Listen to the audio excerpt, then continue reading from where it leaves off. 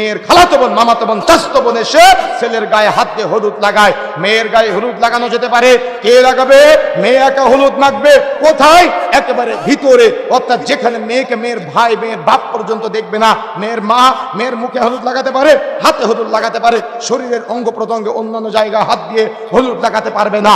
মেয়ের মা যদি না লাগাতে পারে, তাহলে ওই যে ছেলের বাড়ি থেকে দুলা ভাই, মামাতো ভাই, খালাতো ভাই এসে হলুদ লাগায়। এটা কি জায়েজ আছে? ছেলের গায়ে হলুদ লাগানো যেতে পারে, কে লাগাবে? ছেলে একা একা হলুদ মাখবে। ছেলের গায়ে হলুদ লাগানো যেতে পারে, কে লাগাবে? ছেলের বাবা লাগাবে, ছেলের ভাই লাগাবে। কোন মহিলা সদস্য তার গায়ে হলুদ লাগাতে পারে না। কিন্তু দুঃখজনক হলো সত্য যে মেয়ের খালাতো বোন, মামাতো বোন, চাচাতো বোন এসে ছেলের গায়ে হাত দিয়ে হলুদ লাগায়। মেয়ের গায়ে হলুদ লাগানো যেতে পারে, কে লাগাবে? মেয়ে একা হলুদ মাখবে। কোথায়? একেবারে ভিতরে, অর্থাৎ যেখানে মেয়েকে মেয়ের ভাই মেয়ের বাপ পর্যন্ত দেখবে না। মেয়ের মা মেয়ের মুখে হলুদ লাগাতে পারে, হাতে হলুদ লাগাতে পারে, শরীরের অঙ্গ প্রত্যঙ্গে অন্যান্য জায়গায় হাত দিয়ে হলুদ লাগাতে পারবে না। মেয়ের মা যদি না লাগাতে পারে, তাহলে ওই যে ছেলের বাড়ি থেকে দুলা ভাই, মামাতো ভাই, খালাতো ভাই এসে হলুদ লাগায়। এটা কি জায়েজ আছে? কথা বলতেছেন না কেন? জায়েজ আছে?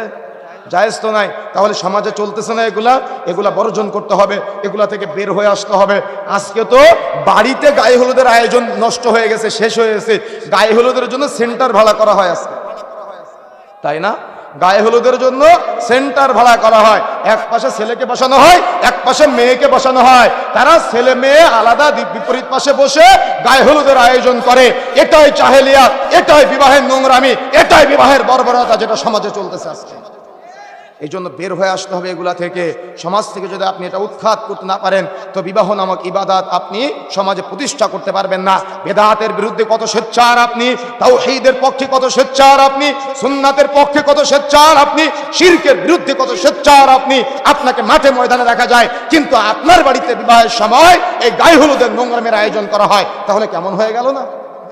আমার কথা বুঝতে পেরেছেন? সুতরাং প্রিয় বন্ধুরা আমার, নিজেকে আহলে হাদিস পরিচয় দিতে গেলে অবশ্যই এই বিষয়গুলো আপনাকে মূল্যায়ন করতে হবে।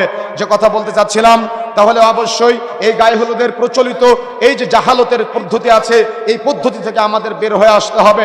বের হয়ে আসার সাথে সাথে সুন্নাহ পদ্ধতিগুলো আবার সেখানে স্থান দিতে হবে। হলুদ লাগানো যেতে পারে, কোনো সমস্যা নাই। ছেলে একা হলুদ মাখুক, মেয়ে নিজে হলুদ মাখুক, মেয়ের মা মেয়েকে মাখাই দিক, এবং ছেলের বাবা ছেলের শরীরে মুখে হাতে লাগাই দিক, কোনো সমস্যা নাই। কিন্তু ছেলের বাড়ি থেকে মেয়ের বাড়ি থেকে নোংরামোপনা, আর মেয়ের বাড়ি থেকে ছেলের বাড়ি থেকে নোংরামোপনার যে পদ্ধতি আমাদের সমাজে প্রচলিত আছে, এটা বর্জন করতে হবে।